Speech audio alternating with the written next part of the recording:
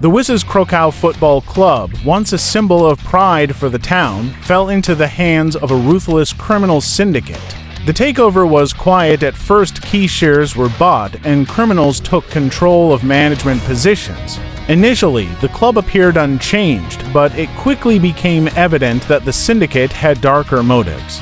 Their plan was to use the club for illegal profits, manipulating matches and players for gambling schemes. The syndicate's first step was to sabotage the team's performance. Players were bribed to throw games, leading to a losing streak that undermined the team's morale.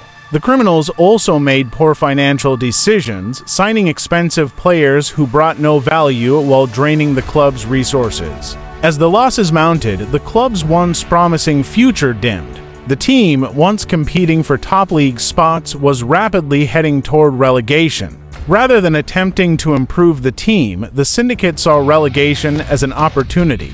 It would allow them to continue exploiting the club without the scrutiny of top-tier competition. The syndicate used their power to manipulate even more matches, further ensuring the team's downfall. By the time relegation occurred, the club was in disarray, financially strained, with a demoralized squad and a disillusioned fan base. However, not everyone was willing to let the club go down without a fight. Merrick, one of the club's star players, refused to be part of the rigging and began to secretly organize with a few loyal teammates and former staff. They gathered evidence of the criminal activities, including match fixing and financial corruption.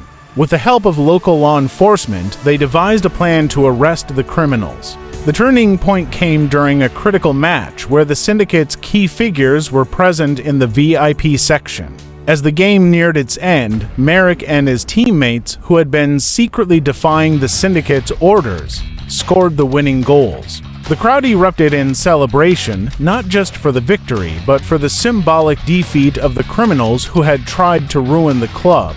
As the final whistle blew, the police moved in, arresting the criminals in the stands. With their leaders taken down, the club was freed from the syndicate's grip.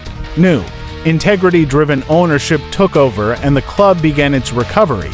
The damage caused by the syndicate's reign was deep, but the loyal fans and players were determined to rebuild.